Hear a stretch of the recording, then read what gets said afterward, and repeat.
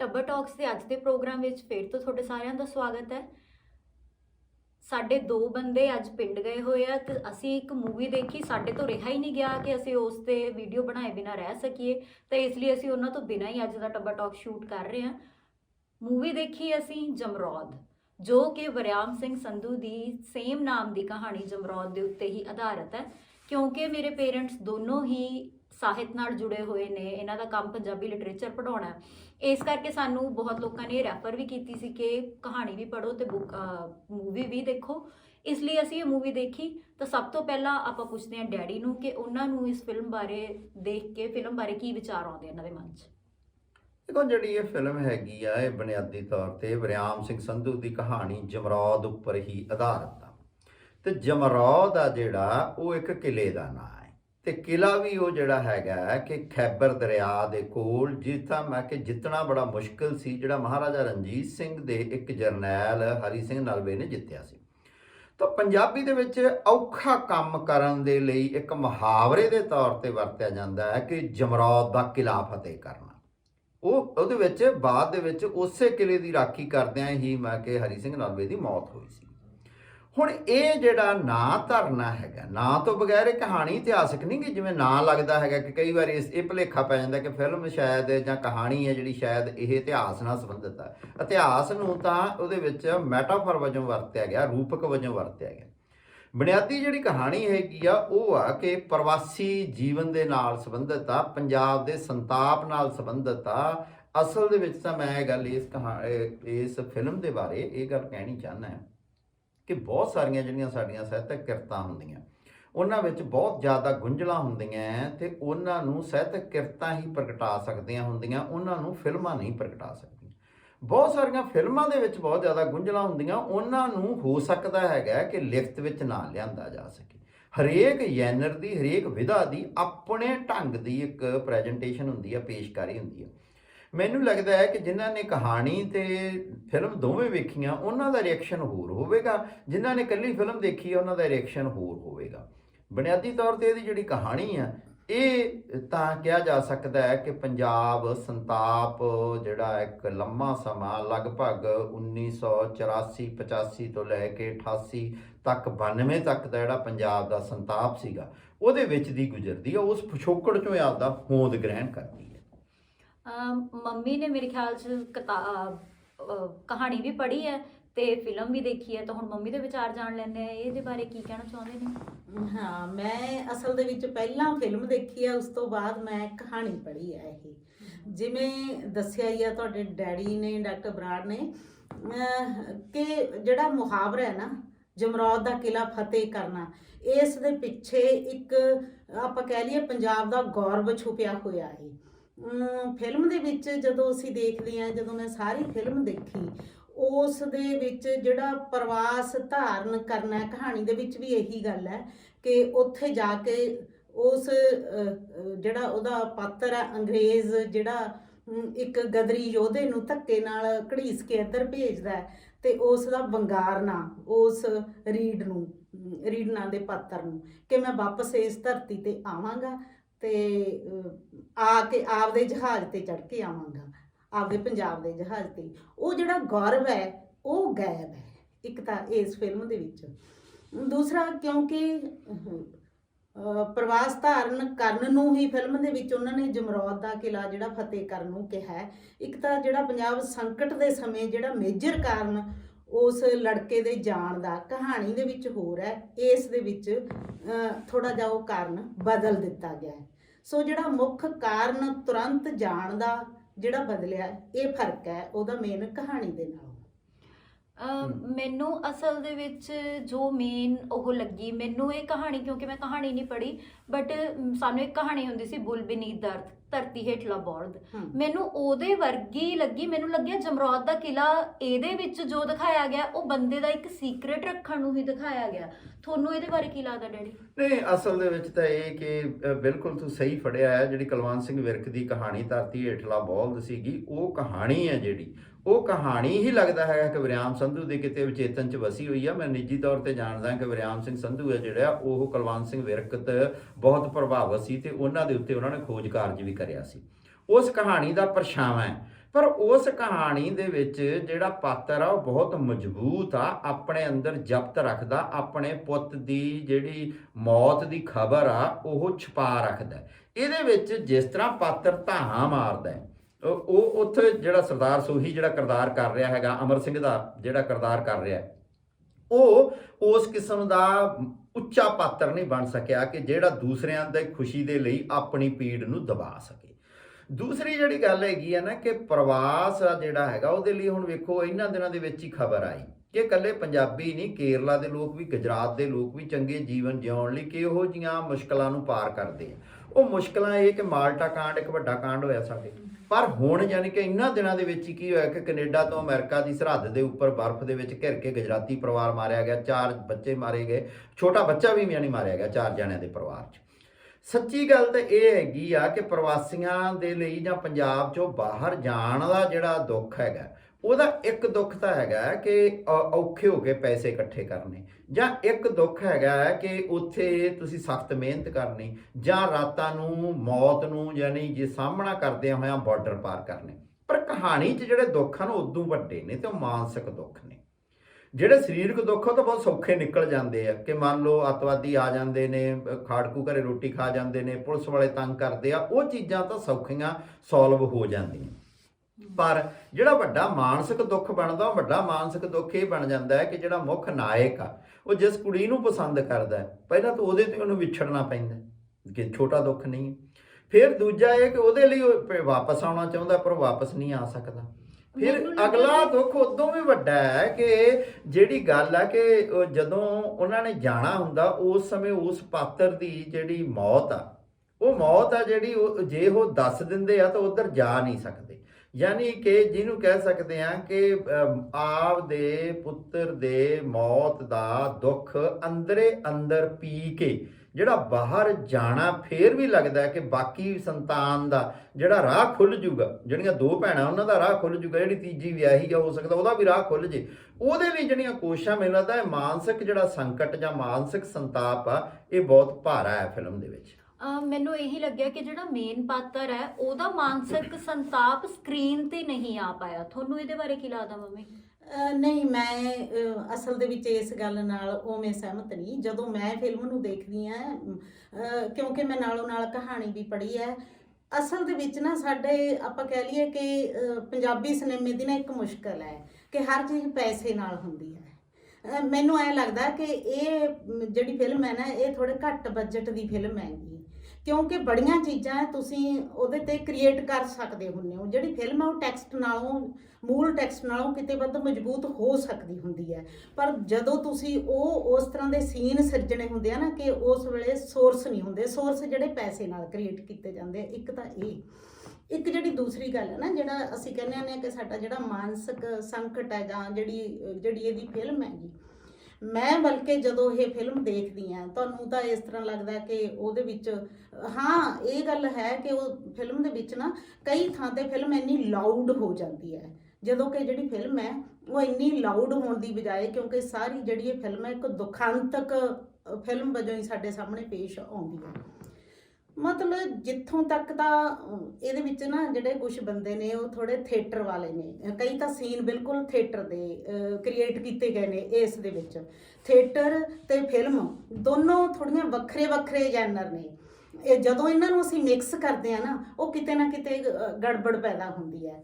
ਹੁਣ ਮੈਂ ਤੁਹਾਨੂੰ ਦੱਸਦੀ ਹਾਂ ਕਿ ਜਿੱਥੇ ਤਾਂ ਜਾ ਕੇ ਫਿਲਮ ਬਹੁਤ ਲਾਊਡ ਹੋ ਜਾਂਦੀ ਆ, ਡਰਾਮਾ ਹੋਣਾ ਸ਼ੁਰੂ ਹੋ ਜਾਂਦਾ ਹੈ, ਉੱਥੇ ਆ ਜਿਹੜੀ ਪੇਨ ਹੈ ਨਾ ਜਿੰਨੀ ਫਿਲਮ ਦੇ ਵਿੱਚ ਪਈ ਉਹ ਸਾਰੀ ਉਲਟ ਹੋ ਜਾਂਦੀ ਹੈ। ਜਦੋਂ ਕਿ ਦਿਖਾਣੀ ਤਾਂ ਉਹ ਮਨੁੱਖੀ ਪੇਨ ਹੈ, ਪਰ ਜਿੱਥੇ ਜਾ ਕੇ ਜਿਹੜੀ ਉਹ ਫਿਲਮ ਬਣ ਜਾਂਦੀ ਹੈ, ਦਬ ਜਾਂਦੇ ਆ, ਡਾਇਲੋਗ ਵੀ ਘਟ ਜਾਂਦੇ ਨੇ, ਤੇ ਉਹ ਜਿਹੜੇ ਹੱਥ ਪੈਰ ਮਾਰ ਕੇ ਗੱਲਾਂ ਕਰਨੀਆਂ, ਧਾਹਾਂ ਮਾਰਨੀਆਂ ਉਹ ਵੀ ਘਟ ਜਾਂਦੀਆਂ, ਉਹ ਜ਼ਿਆਦਾ ਵਧੀਆ ਕ੍ਰੀਏਟ ਹੁੰਦੀ ਆ। ਹੁਣ ਮੈਂ ਤੁਹਾਨੂੰ ਥੋੜਾ ਮੈਂ 2 ਮਿੰਟ ਹੋਰ ਗੱਲ ਕਰਾਂ। ਤੁਸੀਂ ਜਾਣਦੇ ਹੋ ਕਿ ਮੇਰੇ ਛੋਟੇ ਬ੍ਰਦਰ ਦੀ ਮਤਲਬ 29 ਸਾਲ ਦੀ ਉਮਰ ਦੇ ਵਿੱਚ ਡੈਥ ਹੋ ਗਈ। ਉਸ ਵੇਲੇ ਮਤਲਬ ਕਿਉਂਕਿ ਮੇਰੇ ਘਰ ਦੇ ਵਿੱਚ ਦੂਜਾ ਨੰਬਰ ਸੀ, ਉਹ ਮੈਂ ਆਪਣੀ ਭਰਜਾਈ ਨੂੰ, ਭੈਣਾਂ ਨੂੰ, ਆਪਣੇ ਪਰਿਵਾਰ ਨੂੰ ਸੰਭਾਲਣਾ ਸੀ, ਸਾਡੇ ਤੇ ਇੱਕ ਬਹੁਤ ਵੱਡੀ ਜ਼ਿੰਮੇਵਾਰੀ ਸੀ। ਤੇ ਮੈਨੂੰ ਡਾਕਟਰ ਬਰਾੜ ਕਹਿੰਦੇ ਵੀ ਤੂੰ ਵੱਡੀ ਹੈ, ਤੇ ਮੈਂ ਆਪਣਾ ਸਾਰਾ ਜਿਹੜਾ ਰੋਣ ਸੀ ਉਹ ਅੰਦਰੇ ਛੁਪਾ ਕੇ ਉਹ ਸਾਰੇ ਕੁਝ ਨੂੰ ਜ਼ਿੰਮੇਵਾਰੀਆਂ ਸੰਭਾਲੀਆਂ। ਮਸਲਾ ਇਹ ਹੈ ਕਿ ਜਿਨ੍ਹਾਂ ਦੇ ਮਰਦੇ ਨੇ ਨਾ ਉਹਨਾਂ ਦੇ ਅੰਦਰ ਬਹੁਤ ਪੇਨ ਜਿਹੜੀ ਹੈ ਉਹ ਪਈ ਹੁੰਦੀ ਹੈ। ਇਹ ਜਿਹੜੀ ਫਿਲਮ ਹੈ, ਜਦੋਂ ਮੈਂ ਇਸ ਫਿਲਮ ਨੂੰ ਦੇਖਿਆ, ਜਦੋਂ ਉਹ ਸਰਦਾਰ ਸੋਹੀ ਬਹੁਤ, ਮੈਨੂੰ ਉਹਦੀ ਜਿਹੜੀ ਕਲਾਕਾਰੀ ਬਹੁਤ ਉਹ ਹੋਇਆ। ਠੀਕ ਹੈ, ਉਹ ਤਾਂ ਡਾਇਰੈਕਟਰ ਨੇ ਕੰਮ ਕਰਾਉਣਾ ਹੁੰਦਾ ਕਿ ਤੂੰ ਐ ਹੱਥ ਪੈਰ ਮਾਰਨੇ ਆ, ਤੂੰ ਐ ਰੌਲਾ ਪਾਉਣਾ ਹੈ, ਜਾਂ ਤੂੰ ਚੁੱਪ ਨਾਲ ਉਹ ਸੀਨ ਕ੍ਰੀਏਟ ਕਰਨਾ ਹੈ। ਇੱਥੇ ਡਾਇਰੈਕਟਰ ਤੇ ਅਸੀਂ ਉਂਗਲ ਕਰ ਸਕਦੇ ਹਾਂ, ਅਦਾਕਾਰੀ ਤੇ ਅਸੀਂ ਉਂਗਲ ਉਸ ਤਰ੍ਹਾਂ ਨਹੀਂ ਕਰ ਸਕਦੇ। ਬਲਕਿ ਜਦੋਂ ਉਹ ਜਿਹੜਾ ਅੰਦਰ ਛੁਪਾਉਣਾ ਹੈ ਨਾ ਇਸ ਫਿਲਮ ਦੇ ਵਿੱਚ, ਜਿੰਨਾ ਵਧੀਆ ਤਰੀਕੇ ਨਾਲ ਉਸ ਨੂੰ ਡੀਲ ਕੀਤਾ ਗਿਆ, ਉਹ ਬਹੁਤ ਹੀ ਕਮਾਲ ਹੈ। ਆਪਣੀ ਪੇਨ ਨੂੰ ਬਾਹਰ ਕੱਢਣਾ ਤਾਂ ਬਹੁਤ ਸੌਖਾ ਹੁੰਦਾ ਹੈ, ਪਰ ਉਸ ਪੇਨ ਨੂੰ ਆਪਣੇ ਅੰਦਰ ਦਬਾਉਣਾ, ਦੂਸਰਿਆਂ ਤੋਂ ਛੁਪਾਉਣਾ, ਆਪਣੇ ਨੇੜੇ ਦੇ ਜਿਉਂਦੇ ਬੰਦਿਆਂ ਨੂੰ ਉਸ ਪੇਨ ਤੋਂ ਵਾਕਿਫ ਨਾ ਹੋਣ ਦੇਣਾ, ਇਹ ਬੰਦੇ ਲਈ ਕਿੱਡਾ ਸੰਕਟ ਹੁੰਦਾ ਉਸ ਸਮੇਂ। ਮਤਲਬ ਇਹ ਫਿਲਮ ਦੇਖ ਕੇ ਮੇਰਾ ਇੰਨੇ ਵਾਰ ਗੱਜ ਭਰਿਆ, ਮੇਰੇ ਅੰਦਰ ਪਈ 15 ਸਾਲ ਪਹਿਲਾਂ ਦੀ ਪੇਨ ਜਿਵੇਂ ਬਾਹਰ ਆਈ। ਮੈਂ ਬਹੁਤ ਇਮੋਸ਼ਨਲ ਹੋਈ ਇਹ ਫਿਲਮ ਦੇਖ ਕੇ। ਮੈਨੂੰ ਲੱਗਦਾ ਇਹ ਫਿਲਮ ਦੀ ਇੱਕ ਤਾਕਤ ਹੈ, ਜਿਹੜੀ ਇੱਕ, ਹੁਣ ਮੈਨੂੰ ਪਤਾ ਹੈ, ਮੈਂ ਜਾਣਦੀ ਹਾਂ ਕਿ ਇਹ ਸਾਰਾ ਕੁਝ ਝੂਠ ਮੂਠ ਦਾ ਹੈ, ਇਹ ਸੱਚਮੁੱਚ ਵਾਪਰ ਨਹੀਂ ਰਿਹਾ ਪਰਦੇ ਤੇ, ਪਰ ਇਸ ਦੇ ਬਾਵਜੂਦ ਜੇ ਸਾਡੇ ਅੰਦਰੋਂ ਪਈ ਪੇਨ ਉਹ ਬਾਹਰ ਆਉਂਦੀ ਹੈ, ਇਹ ਫਿਲਮ ਦੀ ਸਮਰੱਥਾ ਹੈ। ਮੈਨੂੰ ਇਹ ਫਿਲਮ ਇਸ ਪੱਖੋਂ ਜਿੰਨੀ ਮਰਜ਼ੀ ਦੁਖਾਂਤਕ ਹੈ ਕਿ ਉਸ ਪੇਨ ਨੂੰ ਡੀਲ ਕਰਕੇ ਬਾਹਰ ਕੱਢਣ ਦੀ ਸਮਰੱਥਾ, ਮੈਂ ਉਹਨੂੰ ਬਹੁਤ ਨੰਬਰ ਦੇ ਰਹੀ ਹਾਂ ਇਸ ਫਿਲਮ ਨੂੰ। ਡੈਡੀ, ਤੁਹਾਨੂੰ ਕੀ ਲੱਗਦਾ ਹੈ ਕਿ ਕੀ ਇੰਨਾ ਜ਼ਿਆਦਾ ਦੁਖਾਂਤਕ ਬਣਾਉਣ ਦੀ, ਪੂਰੀ ਹੀ ਸੈਕਿੰਡ ਹਾਫ ਜੇ ਆਪਾਂ ਦੇਖੀਏ ਫਿਲਮ ਦਾ ਤਾਂ ਪੂਰੀ ਤਰ੍ਹਾਂ ਉਹ ਰੋਣ ਧੋਣ ਨਾਲ ਹੀ ਭਰਿਆ ਹੋਇਆ ਸੀ, ਕਿ ਜਿਹੜੀ ਆਡੀਅנס ਦੇਖਣ ਜਾਂਦੀ ਹੈ ਇਹ ਫਿਲਮ ਨੂੰ, ਇੰਨਾ ਜ਼ਿਆਦਾ ਦੁਖਾਂਤ ਉਹ ਚਾਹੁੰਦੀ ਹੈ ਕਿ ਅਸੀਂ ਇੰਨੀ ਦੇਰ ਰੋ ਕੇ ਹੀ ਆਈਏ ਜਾਂ ਫਿਰ ਇੰਨੀ ਦੇਰ ਕਿਸੇ ਦੇ ਦੁੱਖ 'ਚ ਸ਼ਾਮਲ ਹੋ ਕੇ ਹੀ ਆਈਏ? ਦੇਖੋ, ਗੱਲ ਪਤਾ ਕੀ ਹੈਗੀ ਹੈ ਕਿ ਇਹ ਦ੍ਰਿਸ਼ਟੀਕੋਣ ਆਪੋ ਆਪਣੇ ਹੁੰਦੇ ਕਿ ਕਿਸੇ ਨੂੰ ਮਜ਼ਾਹੀਆ ਫਿਲਮਾਂ ਚੰਗੀਆਂ ਲੱਗਦੀਆਂ ਤੇ ਕਿਸੇ ਨੂੰ ਟ੍ਰੈਜਡੀ 'ਚ ਚੰਗੀਆਂ ਲੱਗਦੀਆਂ ਤੇ ਕਿਸੇ ਨੂੰ ਕੁਝ ਲੱਗਦਾ ਹੈਗਾ। ਇਹ ਆਪਦੀ ਮਨੋਵਸਥਾ ਦੇ ਨਾਲ ਵੀ ਇਸ ਗੱਲ ਦਾ ਸੰਬੰਧ ਹੈਗਾ। ਪਰ ਜਿੱਥੇ ਤੱਕ ਗੱਲ ਹੈਗੀ ਹੈ ਇਸ ਫਿਲਮ ਦੀ, ਮੈਨੂੰ ਫਿਲਮ ਨੇ ਉਸ ਰੂਪ ਦੇ ਵਿੱਚ ਪ੍ਰਭਾਵਿਤ ਨਹੀਂ ਕੀਤਾ।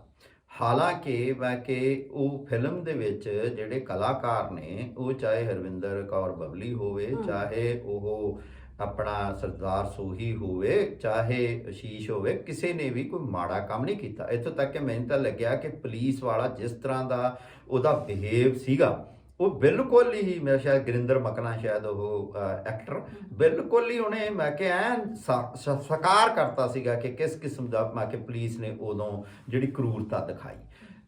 ਅਸਲ ਦੇ ਵਿੱਚ ਗੱਲ ਇਹ ਹੈ ਕਿ ਜਿਹੜੀ ਫਿਲਮ ਆ ਨਾ, ਜਦੋਂ ਬੰਦਾ ਦੇਖਣ ਜਾਂਦਾ ਹੈ ਤਾਂ ਉਹ ਜਾਂ ਤਾਂ ਹਾਸਾ ਖੇਡਾ ਵੇਖਣ ਜਾਂਦਾ ਹੈ, ਜ਼ਿੰਦਗੀ 'ਚ ਦੁੱਖ ਬਹੁਤ ਆ, ਜੇ ਦੁੱਖ ਵੀ ਵੇਖਣ ਜਾਂਦਾ ਹੈ ਨਾ ਤਾਂ ਦੋ ਚੀਜ਼ਾਂ ਕਰਨੀਆਂ ਚਾਹੁੰਦਾ ਹੈ। ਇੱਕ ਤਾਂ ਇੱਕ ਦੁੱਖਾਂ ਦਾ ਕਾਰਨ ਜਾਣਨਾ ਚਾਹੁੰਦਾ ਹੈ ਕਿ ਤਾਂ ਕਿ ਆਪਦੀ ਜ਼ਿੰਦਗੀ 'ਚ ਉਹਨਾਂ ਕਾਰਨਾਂ ਨੂੰ ਦੂਰ ਕਰਕੇ ਦੁੱਖ ਦੂਰ ਕਰ ਸਕੇ, ਜਾਂ ਉਹ ਆਪਦਾ ਕਥਾਰਸਿਸ ਕਰਨਾ ਚਾਹੁੰਦਾ ਹੈ।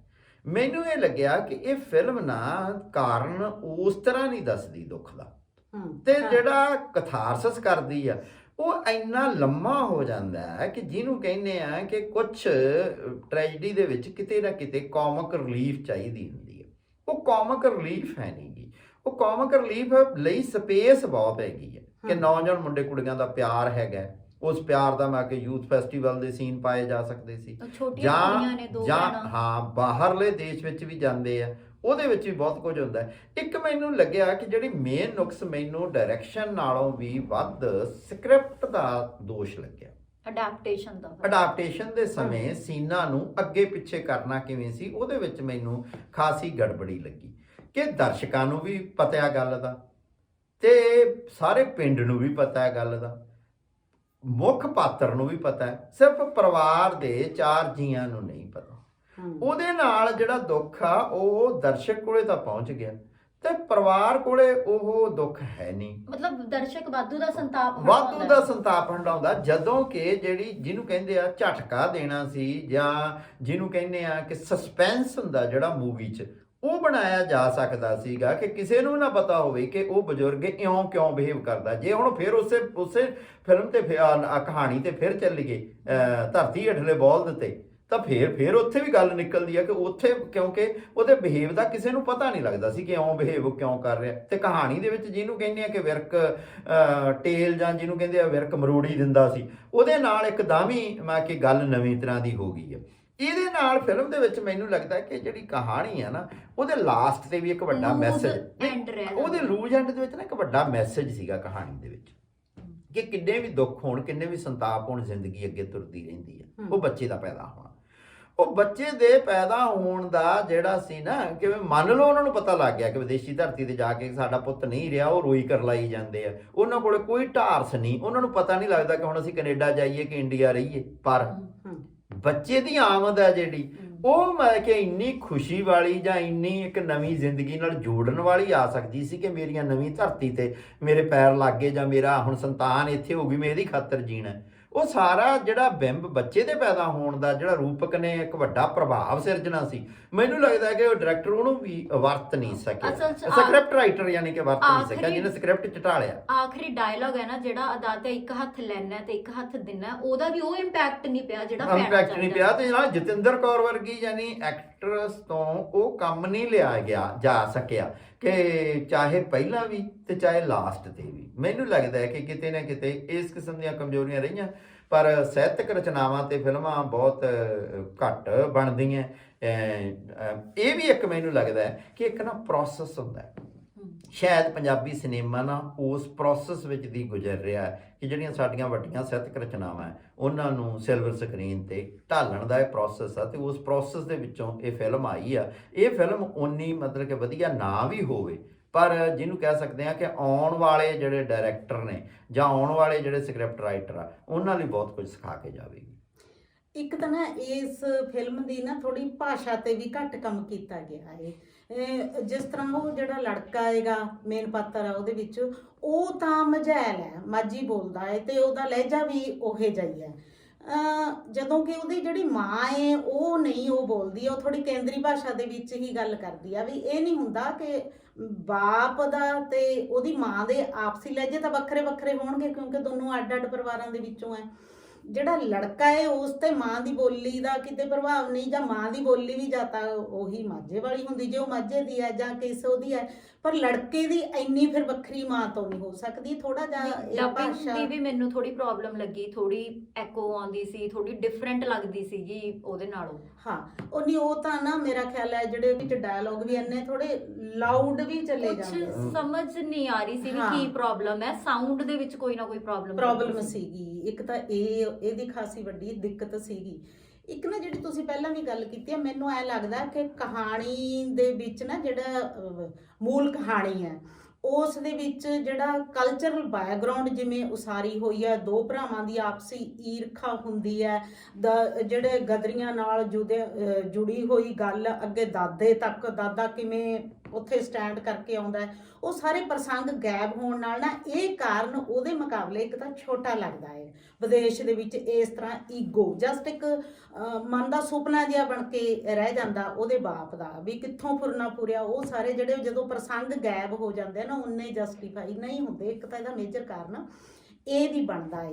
ਜਿੰਨਾ ਚਿਰ ਉਹ ਕਲਚਰਲ ਦਬਾਵਾਂ ਦੀ ਅਸੀਂ ਗੱਲ ਨਹੀਂ ਸਮਝਾਂਗੇ, ਮੰਨ ਲਓ ਜਿਵੇਂ ਵਰਿਆਮ ਸੰਧੂ ਨੇ ਕਹਾਣੀ ਦੇ ਵਿੱਚ ਉਹ ਦੋ ਭੈਣਾਂ ਤੇ ਦੋ ਭਰਾ ਦਿਖਾਏ ਆ ਪਰਿਵਾਰ ਦੇ ਵਿੱਚ, ਸ਼ਾਇਦ ਇਹ ਫਿਲਮ ਦੀ ਮਜਬੂਰੀ ਹੋਏਗੀ ਜਾਂ ਕੀ ਮਜਬੂਰੀ ਹੋਏਗੀ ਕਿ ਭੈਣਾਂ ਤਾਂ 3 ਬਣਾ ਦਿੱਤੀਆਂ ਤੇ ਛੋਟਾ ਲੜਕਾ ਗਾਇਬ ਕਰ ਦਿੱਤਾ, ਜਦੋਂ ਕਿ ਜੇ ਉਹ ਲੜਕਾ ਹੀ ਵਿੱਚ ਦਿਖਾਇਆ ਜਾਂਦਾ ਵਾਧਾ ਜਸਟੀਫਾਈ ਹੁੰਦਾ ਕਿ ਕੋਈ ਗੱਲ ਨਹੀਂ, ਜੇ ਇੱਕ ਲੜਕਾ ਚਲਾ ਵੀ ਗਿਆ ਦੂਜੇ ਦੀ ਲਾਈਫ ਤਾਂ ਇਸ ਬਹਾਨੇ ਉੱਥੇ ਜਾ ਕੇ ਬਣ ਜੇਗੀ ਤੇ ਅਸੀਂ ਫਿਰ ਉੱਥੇ ਸੈਟਲ ਹੋ ਜਾਾਂਗੇ, ਕੋਈ ਆਸ ਦੀ ਕਿਰਨ ਜ਼ਿਆਦਾ ਵਧੀਆ ਹੁੰਦੀ।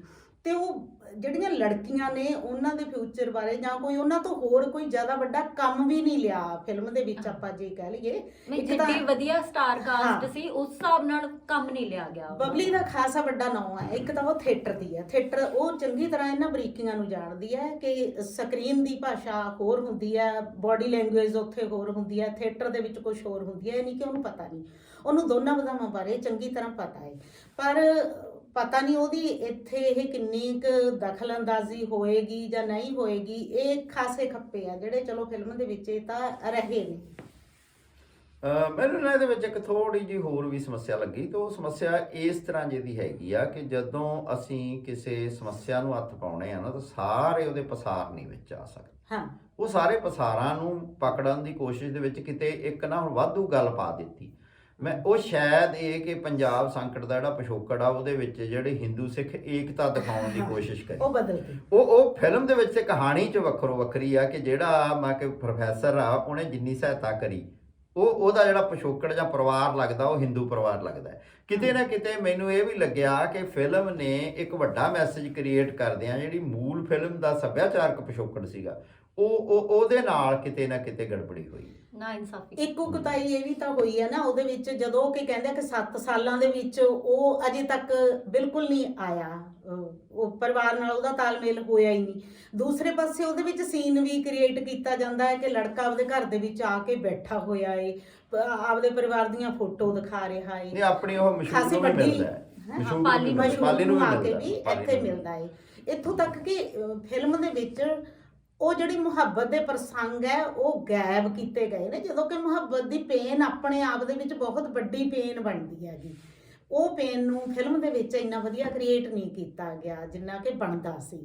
ਉਹ ਜਸਟ ਉਹ ਸੀਨਾਂ ਤੋਂ ਬਿਨਾਂ ਵੀ ਉਹਦੇ ਮਨ ਦੀ ਜਿਹੜੀ ਦੁਬਿਧਾ ਏ, ਜਦੋਂ ਉਹ ਸੈਕੰਡ ਮੈਰਿਜ ਕਰਦਾ ਏ, ਉਹ ਮੈਰਿਜ ਕਰਾਉਣ ਤੋਂ ਬਾਅਦ ਵੀ ਉਹਦੇ ਮਨ ਤੇ ਕੀ ਗੁਜ਼ਰਦੀ ਹੈ, ਇੱਥੇ ਵੀ ਜੁੜਿਆ ਹੋਇਆ ਜਿਹੜੀ ਔਰਤ ਨੇ ਉਹਨੂੰ ਢਾਰਸ ਦਿੱਤਾ ਹੈ। ਬਹੁਤ ਖੁਸ਼ ਦਿਖਦਾ ਉੱਥੇ, ਉਹ ਲੱਗਦਾ ਨਹੀਂ ਕਿ ਉਹ ਘਰੇ ਆ ਕੇ ਇਹ ਦੀਆਂ ਗੱਲਾਂ ਕਿਉਂ ਕਰਦਾ। ਜਿਵੇਂ ਮੌਜ ਨਾਲ ਹੀ ਵਿਆਹ ਕਰਾਇਆ ਹੋਵੇ, ਉੱਥੇ ਤਾਂ ਕੋਈ ਗੱਲ ਨਹੀਂ, ਘਰੇ ਆ ਕੇ ਅਚਾਨਕ ਹੀ ਦੋ ਅਸਲ ਦੇ ਵਿੱਚ ਅੰਦਰੋਂ ਪੇਨ ਨਿਕਲ ਨਹੀਂ ਰਹੀ, ਉਹ ਪੇਨ ਲੱਗਦੀ ਹੋਈ ਨਹੀਂ। ਚੰਗੀ ਚੀਜ਼ ਜੋ ਮੈਨੂੰ ਲੱਗੀ, ਮੈਨੂੰ ਫਿਲਮ ਦੇ ਜਿਹੜੇ ਲਿਰਿਕਸ ਨੇ, ਗੀਤ ਨੇ, ਉਹ ਬਹੁਤ ਸੋਹਣੇ ਲੱਗੇ, ਬਹੁਤ ਸੋਹਣੇ। ਚਾਹੇ ਉਹ ਸਰਦੂਲ ਸਿਕੰਦਰ ਦਾ ਵਿਛੋੜਾ ਹੋਵੇ ਜਾਂ ਫਿਰ ਉਹ ਵੀਰ ਵਾਲਾ ਗੀਤ ਹੋਵੇ, ਚੀਰੇ ਵਾਲਾ, ਮੈਨੂੰ ਇਸ ਫਿਲਮ ਦੇ ਗੀਤ ਬਹੁਤ ਸੋਹਣੇ ਲੱਗੇ। ਤੇ ਕਨਕਲੂਜਨ 'ਚ ਡੈਡੀ ਤੁਸੀਂ ਕੀ ਕਹਿਣਾ ਚਾਹੋਗੇ? ਮੈਨੂੰ ਲੱਗਦਾ ਹੈ ਕਿ ਅਜਿਹੀਆਂ ਫਿਲਮਾਂ ਬਣਨੀਆਂ ਚਾਹੀਦੀਆਂ ਤੇ ਇਹ ਕਿ ਪੰਜਾਬੀ ਜਿਹੜੇ ਦਰਸ਼ਕ ਆ ਉਹਨਾਂ ਨੂੰ ਇਹ ਵੇਖਣੀਆਂ ਵੀ ਚਾਹੀਦੀਆਂ। ਵੱਡੀ ਗੱਲ ਜਿਹੜੀ ਹੈਗੀ ਆ ਕਿ ਜਿਹੜੀਆਂ ਕਮੀਆਂ ਪੇਸ਼ੀਆਂ ਸਾਨੂੰ ਉਹਨਾਂ ਤੇ ਵੀ ਵਿਚਾਰ ਕਰਨੀ ਚਾਹੀਦੀ ਹੈ, ਚਾਹੇ ਉਹ ਸਕ੍ਰਿਪਟ ਰਾਈਟਰ ਆ, ਚਾਹੇ ਉਹ ਡਾਇਰੈਕਟਰ ਆ, ਤਾਂ ਕਿ ਅਸੀਂ ਪੰਜਾਬੀ ਸਿਨੇਮੇ ਨੂੰ ਇੱਕ ਚੰਗੀ ਦਿਸ਼ਾ ਦੇ ਸਕੀਏ। ਹਾਂ ਦੇਖੋ ਦਰਸ਼ਕੋ, ਸਾਡਾ ਮੰਤਵ ਇਹੋ ਜਿਹਾ ਕੋਈ ਗੱਲ ਨਹੀਂ ਕਿ ਅਸੀਂ ਕੋਈ ਬਹੁਤੇ ਨਗੋਚੀ ਆ ਜਾਂ ਇਹੋ ਜਿਹੀ ਗੱਲ ਨਹੀਂ, ਉਹ ਲਿਮਿਟੇਸ਼ਨਾਂ ਨੂੰ ਵੀ ਸਮਝਦੇ ਆ। ਪਰ ਜੇ ਅਸੀਂ ਚਾਹੁੰਦੇ ਆ ਕਿ ਸਾਡੇ ਆਉਣ ਵਾਲੇ ਸਮੇਂ ਦੇ ਵਿੱਚ ਉਹ ਸਾਰੀਆਂ ਕਮੀਆਂ ਪੇਸ਼ੀਆਂ ਦੂਰ ਹੋਣ, ਸਾਡੀਆਂ ਪੰਜਾਬੀ ਫਿਲਮਾਂ ਬਹੁਤ ਵਧੀਆ ਬਣਨ, ਤੇ ਸਾਨੂੰ ਉਹਨਾਂ ਗੱਲਾਂ ਵੱਲ ਧਿਆਨ ਦੇਣਾ ਚਾਹੀਦਾ, ਉਹਨਾਂ ਨੂੰ ਅਧਿਐਨ ਅਧੀਨ ਲਿਆਉਣਾ ਚਾਹੀਦਾ, ਉਹਨਾਂ ਨੂੰ ਵਿਚਾਰਨਾ ਚਾਹੀਦਾ। ਫਿਲਮ OTT ਪਲੇਟਫਾਰਮ ਚੌਪਾਲ ਤੇ ਅਵੇਲੇਬਲ ਹੈ, ਤੁਸੀਂ ਦੇਖ ਸਕਦੇ ਹੋ। ਬਾਕੀ ਚੈਨਲ ਨੂੰ ਲਾਈਕ ਕਰੋ, ਸਬਸਕ੍ਰਾਈਬ ਕਰੋ, ਸ਼ੇਅਰ ਕਰੋ, ਬੈਲ ਆਈਕਨ ਜ਼ਰੂਰ ਦਬਾਓ।